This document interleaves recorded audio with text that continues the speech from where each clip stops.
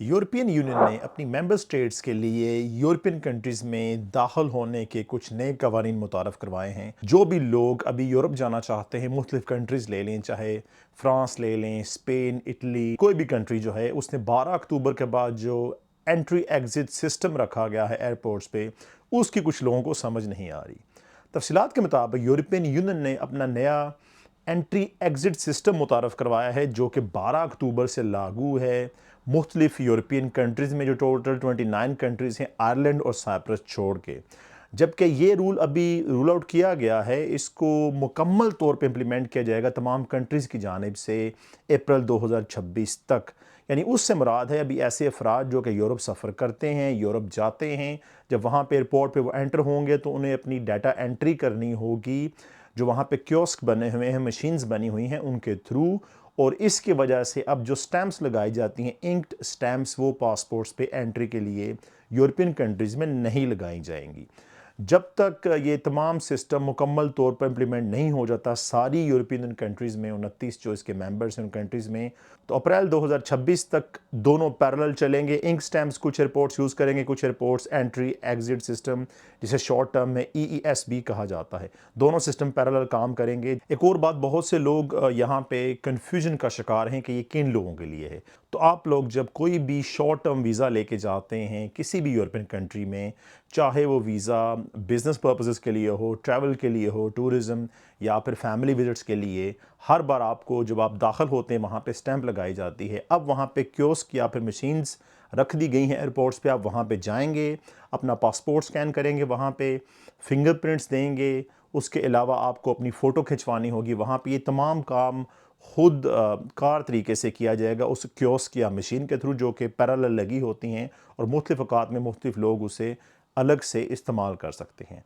यहाँ पे आप लोगों को मुख्तलिफ़ डाटा एंटर करना होगा, जैसा कि पासपोर्ट जब आप लोग वहाँ पे स्कैन करेंगे, ऑटोमेटिक मशीन उसको स्कैन कर लेगी। प्लेस करने के बाद जब आप लोग हाथ से कहाँ पे प्लेस करेंगे तो आपका डाटा रिकॉल किया जाएगा आपके पासपोर्ट में से। उसके बाद आपको मुख्तलिफ़ सवालात पूछे जाएंगे, जैसा कि आप लोग कितने डे स्टे करना चाह रहे हैं, आपके पास हेल्थ इंश्योरेंस मौजूद है, आपके पास इनफ इनकम यानी मनी मौजूद है जो आप लोग कैरी कर रहे हैं अपने साथ, क्रेडिट कार्ड या फिर कैश की शक्ल में। ये मुख्तलिफ़ सवालात पूछने के बाद आपको जो है वो इस तमाम सिस्टम को कवर कर दिया जाएगा, यानी कि आपको दोबारा से स्टैंप लगवाने की ज़रूरत नहीं है। एंट्री आपकी कंफर्म कर दी जाएगी ऑटोमेटिकली। उसके बाद आपको सिर्फ काउंटर पे जाना है आगे, जहाँ पे आप पे कुछ सवालात होंगे और आपके पासपोर्ट पे स्टैंप नहीं लगाई जाएगी। सिर्फ जो नॉर्मल सवालात हैं, जो वहाँ पे एंटी क्लियरेंस ऑफिसर बैठा होता है, जो वहाँ पे वीज़ा ऑफिसर नहीं यानी कि इमिग्रेशन ऑफिसर बैठा हुआ है, वो आपकी एंट्री देखता है, आपको एंटर होने दिया जाए या नहीं, जो कि अमूमी तौर पे जिस बंदे के पास भी वीज़ा हो वो एंटर हो सकता है।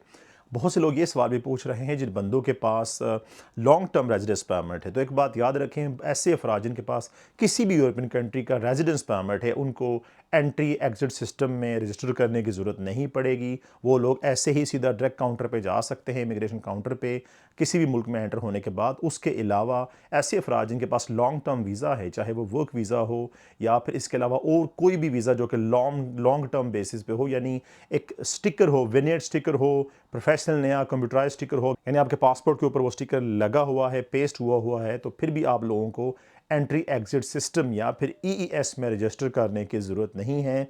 आने वाले वक्त में ऑलमोस्ट तमाम यूरोपीय ममालिक इस सिस्टम को इंस्टॉल कर देंगे अपने एयरपोर्ट्स पे। अभी फ़िलहाल इसको नॉर्मल एयरपोर्ट्स, इसके अलावा जो यूरो ट्रेन सिस्टम है या फिर क्रॉस बॉर्डरिंग ज़मीनी रास्ते से है, समुद्री रास्ते से, सब जगहों पे इसे इंस्टॉल किया जा रहा है।